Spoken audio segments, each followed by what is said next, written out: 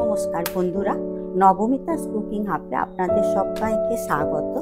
বন্ধুরা, আজকের আমি বীরভূমের স্টাইলের আলু পোস্তর রেসিপি আপনাদের সাথে শেয়ার করব। প্লিজ বন্ধুরা, আপনারা পুরো ভিডিওটা দেখবেন, আর যদি ভালো লাগে লাইক শেয়ার কমেন্ট করবেন, আর সাবস্ক্রাইব করে আমার পাশে থাকবেন। চলুন দেখে নেওয়া যাক আজকের এই রেসিপিটি। এই আলু পোস্ত বানানোর জন্য সবার প্রথমে আমি আলু, পেঁয়াজ আর টমেটোটা কেটে নেব। এগুলো কেটে রাখার জন্য একটা বাটির মধ্যে জল নিয়ে নেব। এরপর আমি আলুগুলো কেটে নেব খোসা ছাড়িয়ে।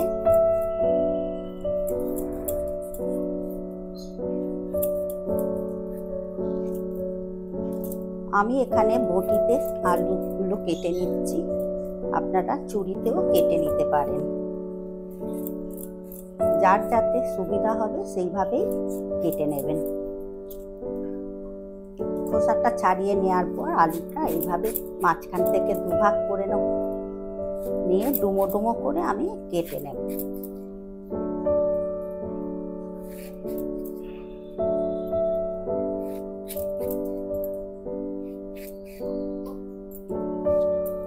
এইভাবে কেটে নিতে হবে।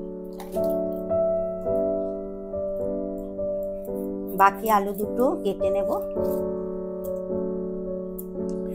আলুগুলো সব কেটে নেওয়া হয়ে গেছে। এরপর আমি টমেটোগুলো কেটে নেব। টমেটোগুলো কেটে নিয়ে ভেতরে যে বীজগুলো আছে সেগুলো আমি বাদ দিয়ে দেব। এইভাবে বীজগুলো বাদ দিয়ে দেব।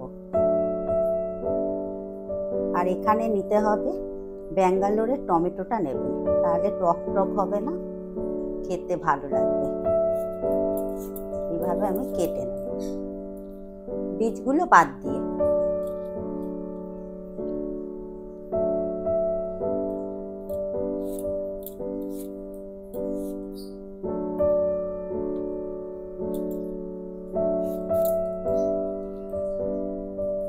টমেটোটা কাটার পর এবারে আমি পেঁয়াজটা কেটে নেব। পেঁয়াজগুলো খোসা ছাড়িয়ে একটু ধুয়ে নিয়েছি। ধুয়ে নিয়ে এইভাবে সরু সরু করে কেটে নিচ্ছি।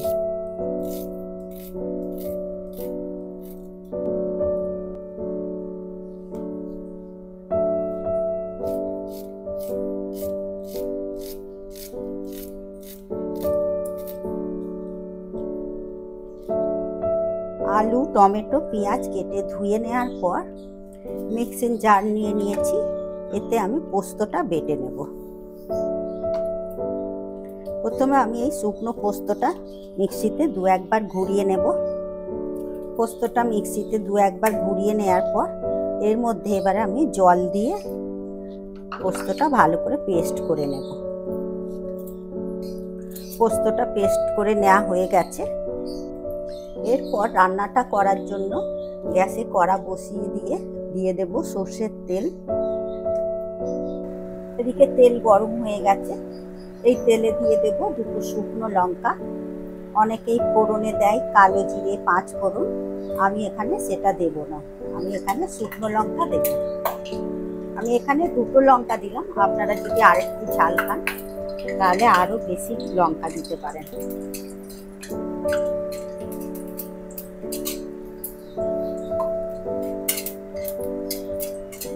লঙ্কাটা ভাজা হয়ে গেছে। এরপর এর মধ্যে দিয়ে দেব কেটে রাখা পেঁয়াজ।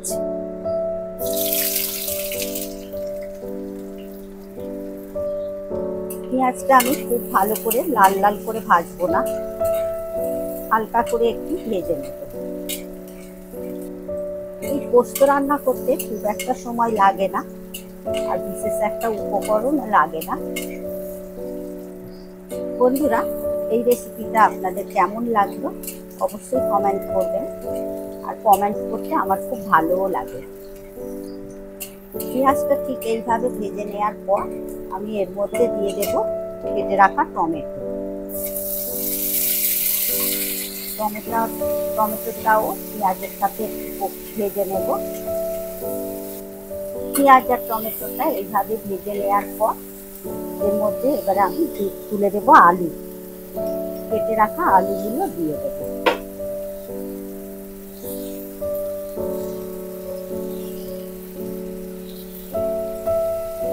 আলুটাও একটু ভেজে নেব পেঁয়াজ আর টমেটোর সাথে। এই সাথেই দিয়ে দেব লবণ, স্বাদ অনুযায়ী লবণটা দিয়ে আবার একটু আলুটা ভেজে নেব। ব্যাঙ্গালোরের টমেটোটা দিলে টক হবে না, কিন্তু খেতে ভালো লাগবে। আপনারা চেষ্টা করবেন ব্যাঙ্গালোরের টমেটোটা নিতে। আলুটা ভেজে নেওয়া হয়ে গেছে, এর মধ্যে এবারে আমি দিয়ে দেবো জল। পোস্তটা আমি এখন দেবো না, পরে দেবো। জল দিয়ে আলুর সাথে ভালো করে মিশিয়ে দেব। চাপা দিয়ে 5 মিনিট আমি রান্নাটা হতে দেব। 5 মিনিট পর ঢাকনা খুলে দেখে নেব।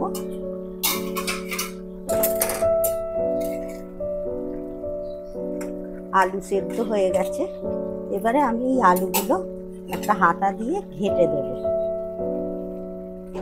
গ্যাসের ফ্লেমটা একটু লো করে দেব। এইভাবে পোস্তর আলুগুলো ঘেঁটে দেব। এখন পোস্তটা দেব না। আলুগুলো ঘেঁটে ঘেঁটে দিয়েছি, তাতে আলু পোস্তটা খেতে ভালো লাগবে। এবারে আমি গ্যাসের ফ্লেমটা অফ করে দেব। অফ করে আমি 2 মিনিট এভাবে ঠান্ডা করে নেব। 2 মিনিট পরে ঠান্ডা করে নেওয়ার পর আমি এর মধ্যে এবারে বেটে রাখা পোস্তটা দিয়ে দেব। এইভাবে পোস্ত রান্না করলে পোস্তর আসল ফ্লেভারটা পাওয়া যায়। পোস্তটা দেওয়ার পর আলুর সাথে ভালো করে পোস্তটা মিশিয়ে দেব। আমি এখানে পোস্তটা মিক্সিতে বেটেছি। আপনারা যদি শিলে বাটেন তাহলে আরও এর টেস্টটা আরও ভালো হবে। শিলে বাটার টেস্ট আরও ভালো হয়। এরপর আমি মিশিয়ে দেওয়ার পর আমি আরও 2 মিনিট থেকে 3 মিনিট চাপা দিয়ে রেখে দেব।